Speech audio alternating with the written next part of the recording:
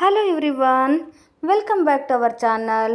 Friends, ಇವತ್ತಿನ ವಿಡಿಯೋದಲ್ಲಿ ನೀವು ನೋಡ್ತಾ ಇರೋದು ನೋಡಿ, ಇಷ್ಟು ಚಿಕ್ಕದಾಗಿರುವಂತಹ ಬಟ್ಟೆ ನಿಮ್ಮ ಹತ್ರ ಏನಾದರೂ ಇದ್ದರೆ ಯಾವುದೇ ಕಾರಣಕ್ಕೂ ಕೂಡ ಇದನ್ನು ವೇಸ್ಟ್ ಅಂತ ಹೇಳಿ ಬಿಸಾಕಲಿಕ್ಕೆ ಹೋಗಲೇಬೇಡಿ. ಇದರಿಂದ ತುಂಬಾ ಉಪಯೋಗ ಇದೆ.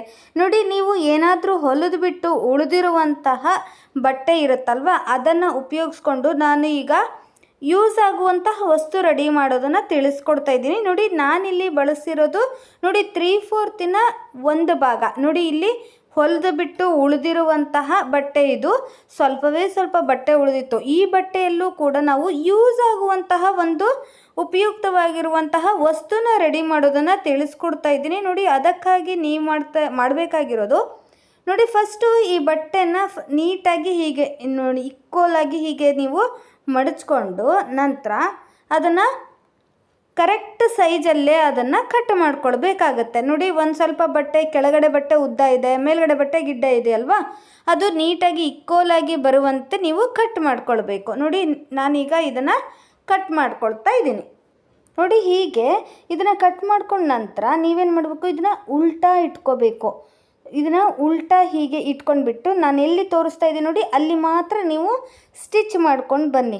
ನಾನು ಹೀಗೆ ಎಲ್ಲಿ ತೋರಿಸಿದ್ನಲ್ಲ ಅಲ್ಲಿ ಮಾತ್ರ ನೀವು ಸ್ಟಿಚ್ ಮಾಡ್ಕೊಂಡು ಬನ್ನಿ. ನೋಡಿ, ಈಗ ನಾನು ಸ್ಟಿಚ್ ಮಾಡ್ಕೊಂಡು ಬಂದಿದ್ದೀನಿ. ಮಡಚಿಬಿಟ್ಟು ಅದನ್ನು ಹೊಲಿಗೆನ ಹಾಕ್ಕೊಂಡು ಬಂದಿದ್ದೀನಿ. ನೀವು ಕೈ ಹೊಲಿಗೆ ಬೇಕಾದರೂ ಹಾಕ್ಬೋದು ಅಥವಾ ಮಿಷನ್ ಹೊಲಿಗೆ ಕೂಡ ಹಾಕ್ಬೋದು. ನಾನಿಲ್ಲಿ ಮಿಷನಲ್ಲಿ ಹೊಲಿಗೆ ಹಾಕಿದ್ದೀನಿ.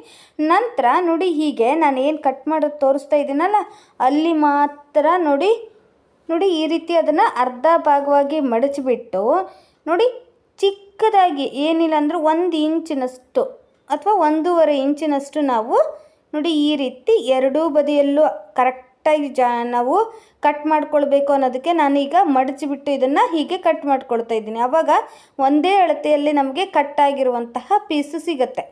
ನೋಡಿ, ಈ ರೀತಿ ನಾನು ಹೀಗೆ ಕಟ್ ಮಾಡ್ಕೊಂಡ ನಂತರ ಅದನ್ನು ಕೂಡ ಸ್ಟಿಚ್ ಮಾಡ್ಕೊಂಡು ಬಂದು ತೋರಿಸ್ತೀನಿ. ಹೇಗೆ ಸ್ಟಿಚ್ ಮಾಡಬೇಕು ಅನ್ನೋದನ್ನು ನೀವು ಮುಂದೆ ನೋಡಿದರೆ ಗೊತ್ತಾಗುತ್ತೆ. ನೋಡಿ, ಅದು ಕಟ್ ಮಾಡಿದ ಮೇಲೆ ಈ ರೀತಿ ಪೀಸ್ ಸಿಕ್ತಲ್ವ ನಮಗೆ. ನಂತರ ನೋಡಿ, ಹೀಗೆ ಇದನ್ನು ಹೀಗೆ ಫೋಲ್ಡ್ ಮಾಡಿಬಿಟ್ಟು ಈ ರೀತಿ ಅಡ್ಡವಾಗಿ ನೀವು ಸ್ಟಿಚ್ ಮಾಡ್ಕೊಳ್ಬೇಕು. ನೋಡಿ, ಈ ರೀತಿ ಇದನ್ನು ಹೀಗೆ ಓಪನ್ ಮಾಡಿ ನಂತರ ಅಡ್ಡವಾಗಿ ಸ್ಟಿಚ್ ಮಾಡಬೇಕು. ನೋಡಿ, ಈ ರೀತಿ ಓಪನ್ ಮಾಡಿಬಿಟ್ಟು ಹೀಗೆ ಸ್ಟಿಚ್ ಮಾಡಬೇಕು. ನಾನು ಇದನ್ನು ಎರಡೂ ಬದಿಯಲ್ಲೂ ಕೂಡ ಈ ರೀತಿ ಸ್ಟಿಚ್ ಮಾಡ್ಕೊಂಡು ಬಂದು ನಿಮಗೆ ತೋರಿಸ್ತೀನಿ. ನೋಡಿ, ಇವಾಗ ಇದನ್ನು ಸ್ಟಿಚ್ ಮಾಡ್ಕೊಂಡು ಬಂದಿದ್ದೀನಿ. ನೋಡಿ, ಎರಡೂ ಬದಿಯಲ್ಲೂ ಹೀಗೆ ಸ್ಟಿಚ್ ಮಾಡಿದ್ದೀನಿ. ನಂತರ ನಾವು ಉಲ್ಟಾ ಮಾಡಿದ್ವಿ ಅಲ್ವಾ, ಈಗ ಇದನ್ನು ಸೀದಾ ಮಾಡ್ಕೊಳ್ಳೋಣ. ನೋಡಿ, ಹೀಗೆ ಈ ರೀತಿ ಸೀದಾ ಮಾಡ್ಕೊಳ್ಳೋಣ. ಇದೇನಕ್ಕಪ್ಪ ಯೂಸ್ ಆಗುತ್ತೆ, ಏನಕ್ಕೆ ಇವರು ಏನು ಮಾಡ್ತಿದ್ದಾರೆ ಅನ್ಕೋತಿದ್ದೀರಾ? ನೋಡಿ, ಈ ರೀತಿ ನಾವೀಗ ರೆಡಿ ಮಾಡ್ಕೊಂಡಲ್ವಾ, ಇದ್ರ ಒಳಗಡೆ ನೀವು ಚಿಕ್ಕದಾಗಿರುವಂತಹ ಕಾರ್ಡ್ಬೋರ್ಡ್ ಶೀಟನ್ನು ಕೂಡ ಇಡಬಹುದು. ಅವಾಗ ಅದು ನೀಟಾಗಿ ಅದು ಕೆಳಗಡೆ ಕೂರುತ್ತೆ. ನಾನೀಗ ಒಂದು ಚಿಕ್ಕದಾಗಿರುವಂತಹ ಕಾರ್ಡ್ಬೋರ್ಡ್ ಶೀಟನ್ನು ಕಟ್ ಮಾಡಿಬಿಟ್ಟು ಅದು ಸೈಜು ಎಷ್ಟಿದೆಯೋ ಅಷ್ಟು ನೋಡ್ಕೊಂಡ್ಬಿಟ್ಟು ನೀವು ಆ ಸೈಜಿಗೆ ತಕ್ಕಂತೆ ಕಟ್ ಮಾಡ್ಕೊಂಡ್ಬಿಟ್ಟು ಅದ್ರ ಒಳಗಡೆ ಇಟ್ಬಿಡಿ. ನೀವು ನೋಡಿ, ಕಾರ್ಡ್ಬೋರ್ಡ್ ಶೀಟನ್ನು ಚಿಕ್ಕದಾಗಿ ಹೀಗೆ ಕಟ್ ಮಾಡಿಬಿಟ್ಟು ಒಳಗಡೆ ಇಟ್ಟರೆ ನೀಟಾಗಿ ನಮಗೆ ಅದು ಕೂರುತ್ತೆ. ನೀಟಾಗಿ ಅದು ಈಕ್ವಲಾಗಿ ನೀಟಾಗಿ ಹೀಗೆ ಕೂರುತ್ತೆ, ಅದು ಬೀಳೋದಿಲ್ಲ ಪದೇ ಪದೇ. ಈ ಥರ ಶೇಪ್ ನಮಗೆ ಬಂದಾದಮೇಲೆ ಇದೇನಕ್ಕಪ್ಪ ಯೂಸ್ ಆಗುತ್ತೆ ಅನ್ನೋದಾದರೆ, ನಿಮ್ಮ ಮನೇಲಿ ಏನಾದರೂ ಈ ಕಲರ್ ಪೆನ್ಸಿಲ್ ಇದ್ದರೆ ಅಥವಾ ದಾರದ ನೀವು ಏನಾದರೂ ಸ್ಟಿಚ್ ಮಾಡುವಾಗ ದಾರನ ಅಲ್ಲಿ ಇಲ್ಲಿ ಇಡೋ ಬದಲು ಇದ್ರ ಒಳಗಡೆ ಇಡಬಹುದು. ಅಥವಾ ನೋಡಿ, ಈ ರೀತಿ ಕಲರ್ ಪೆನ್ಸಿಲ್ಲು ಹಾಗೆಯೇ ಈ ಸ್ಕೆಚ್ ಪೆನ್ಗಳನ್ನು ಒಂದೇ ಹತ್ತಿರ ಇಡಲಿಕ್ಕೆ ಅಂತ ಹೇಳಿ ಕೂಡ ನೀವು ಬಳಸ್ಬಹುದು. ನೋಡಿ, ಈ ಥರ ನೀವು ಸ್ಟಡಿ ಟೇಬಲ್ ಮೇಲೆ ಬಳಸೋಕ್ಕೆ ನೀವು ಪೆನ್ ಸ್ಟ್ಯಾಂಡ್ ಆಗಿ ಕೂಡ ನೀವು ಇದನ್ನು ಬಳಸ್ಕೋಬಹುದು.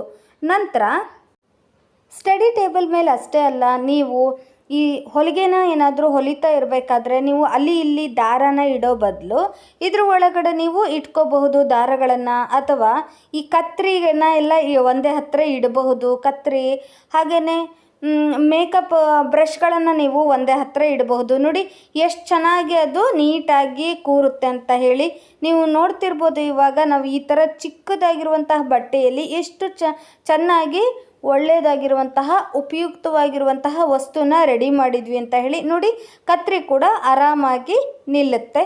ಓಕೆ, ನಿಮ್ಮೆಲ್ಲರಿಗೂ ಕೂಡ ಈ ವಿಡಿಯೋ ಯೂಸ್ ಆಗುತ್ತೆ ಅಂದ್ಕೊಂಡಿದ್ದೀನಿ. ಇಷ್ಟ ಆದರೆ ಮರೀದೇನೆ ಲೈಕ್ ಮಾಡಿ, ಹಾಗೆ ನಿಮ್ಮ ಫ್ರೆಂಡ್ಸ್ ಆ್ಯಂಡ್ ಫ್ಯಾಮಿಲಿಗೂ ಕೂಡ ಶೇರ್ ಮಾಡಿ.